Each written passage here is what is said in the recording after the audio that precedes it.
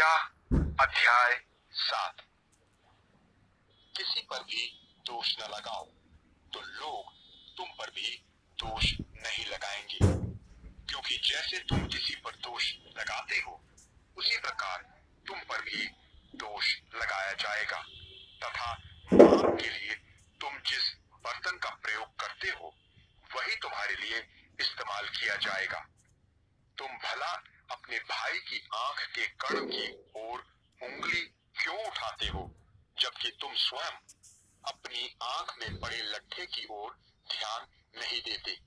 या तुम भला यह कैसे कह सकते हो, जरा ठहरो, मैं तुम्हारी आंख से वह कण निकाल देता हूँ, जबकि तुम्हारी अपनी आंख में तो लट्ठा पड़ा हुआ है। अरे पाखंडी, पहले तो स्वयं अपनी आंख में से उस लट्ठे को तो निकाल, तभी तू स्पष्ट रूप से देख सकेगा और अपने भाई की आंख में से उस कण को निकाल सकेगा। वे वस्तुएं जो पवित्र हैं कुत्तों को न दो, और न सुअरों के सामने अपने मोती फेंको, कहीं वे उन्हें अपने पैरों से रौंदे, मुड़कर तुम्हें फाड़ें और टुकड़े टुकड़े कर दें। विनती करो और वह पूरी की जाएगी, खोजो और तुम पाओगे, द्वार खटखटाओ और वह द्वार तुम्हारे लिए खोला जाएगा। क्योंकि हर एक जो विनती करता है उसकी विनती पूरी की जाती है, जो खोजता है वह प्राप्त करता है, और वह जो द्वार खटखटाता है उसके लिए द्वार खोल दिया जाता है। तुम में ऐसा कौन है कि जब उसका पुत्र उससे रोटी की मांग करता है तो उसे पत्थर देता है, या मछली की मांग करने पर सांप? जब तुम पतित होने पर भी अपनी संतान को उत्तम वस्तुएं प्रदान करना जानते हो, तो तुम्हारे स्वर्गीय पिता उन्हें जो उनसे विनती करते हैं कहीं अधिक बढ़कर वो प्रदान न करेंगे जो उत्तम है?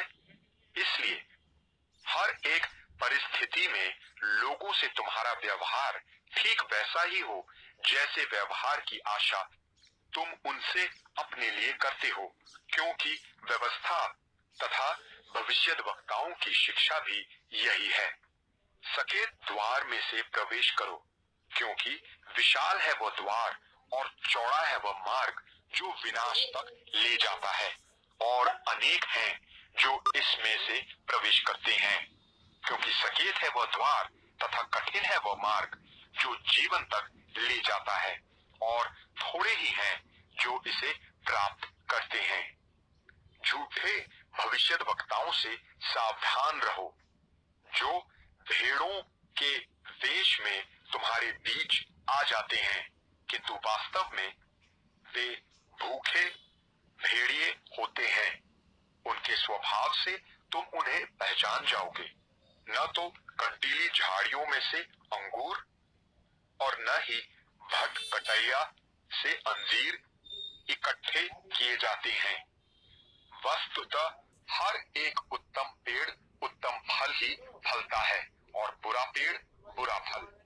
यह संभव ही नहीं कि उत्तम पेड़ बुरा फल दे और बुरा पेड़ उत्तम फल।